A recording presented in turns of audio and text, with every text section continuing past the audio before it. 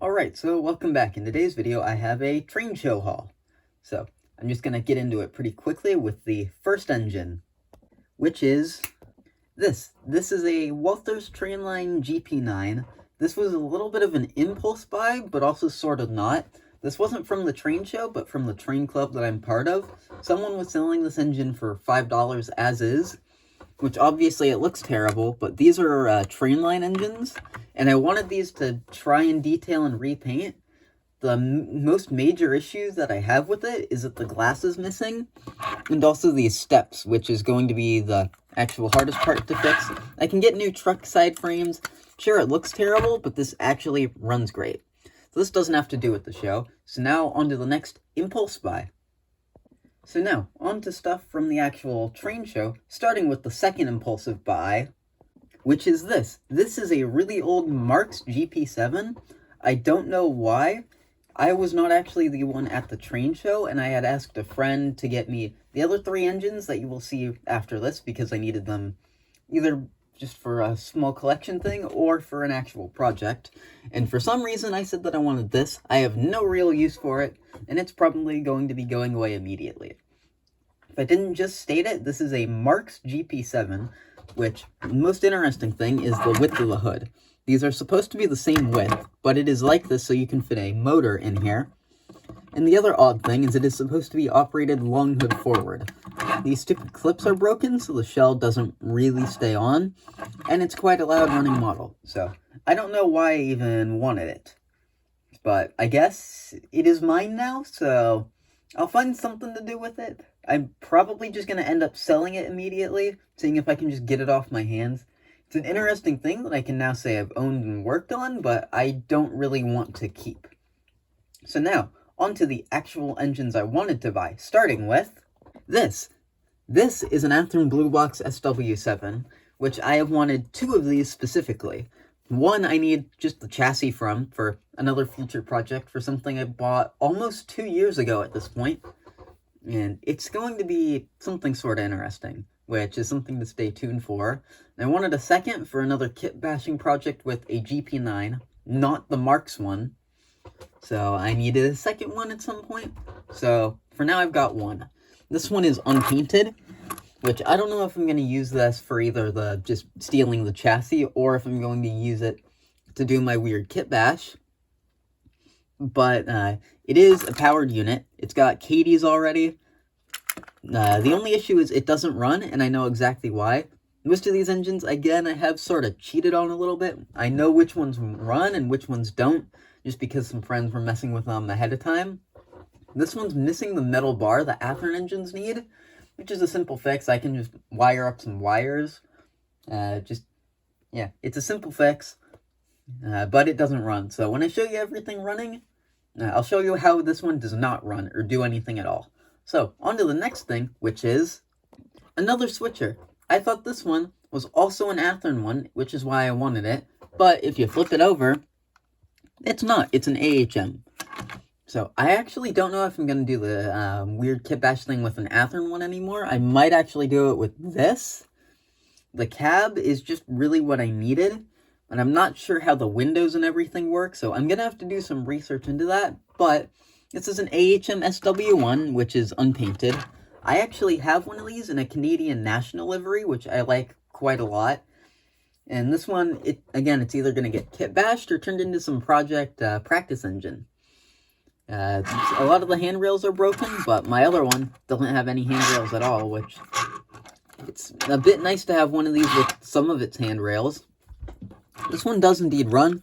It's a little bit loud. I'm probably going to swap the motor in the future, like I did with my other AHM one, because my other one with a new motor runs really smoothly, great polar, perfect engine. So at some point in the future, that'll be a thing I do, but this one does indeed run.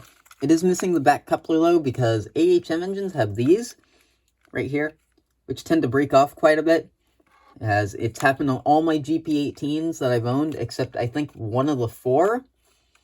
And it also has not happened on my SW1, which isn't really a good track record. But then again, probably it'll be majorly overhauled at some point soon. So, on to the last thing, which is an American. This is a British, I believe, Class 06 switcher. I've wanted a little British diesel switcher to go along with my very small, at this point, British collection. And this one is perfectly fine for that. This is a Hornby engine, which, again, if I didn't note, every single engine here was $5, so this whole haul cost me $25. And yeah, it's perfect. It's got decent couplers. This one runs well. It's a pocket rocket, too. I think I actually got a really good deal on at least this one, because I looked into it, and most of these are selling for $35 to $40 online. So I think that's a pretty good deal. Not actually missing anything. Only thing about this is, it's actually a reused chassis from a Hornby steam locomotive, because they share about the same length, and again, it is a pocket rocket. So now after that, just a quick overview of everything, let's test it all out, and let me show you how it all runs. Alright, so let's get into testing all these engines. So this one obviously does not work, so I'll give it some power. Absolutely nothing. The whole entire bar is missing. Reverse. Again, nothing. As I said, this one doesn't work. So, I will go grab a working engine and come back in a second. So, first of the working engines, we've got the Impulse by GP7. So, I'll give it some power. Give it a little nudge. Yep, there it goes.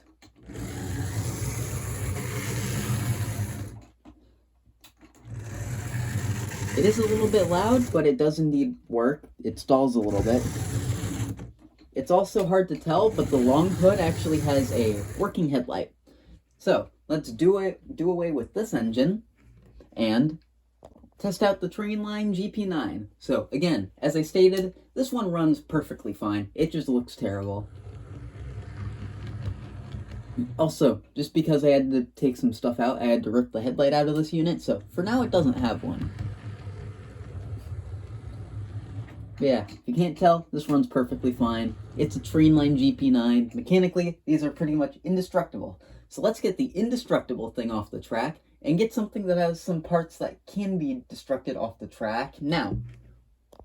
Which would be this SW1 by AHM, which again, as I mentioned, missing the back coupler because it's a typical AHM thing. So here's how it runs. It's a little bit shoddy. It needs its wheels cleaned. The motor's also quite a bit loud. I haven't actually checked for this, but I'm not sure if it has a working light or not. Nope, the light is not working. But there's that one. So let's go on to the last engine, the Rocket Pocket, or Pocket Rocket. So this one, I know it works. It obviously won't have a working headlight, but I turned off the controller. There we go. And this is only at 30% power. It does run quite well. There, I'll give it a run by at full speed. And forwards at full speed. Don't like doing that much, but it is indeed a pocket rocket. So before I go, I will just note that this video has actually been filmed probably a week before it's actually coming out. Before this, which you've probably already seen the video of, I've been out at a sprint car race. I'm currently packing. I procrastinated on this video for a week just to get everything else ready. So this video is getting filmed before the race and being posted after it, which, just in case you're wondering, is a little bit interesting. But thanks for watching.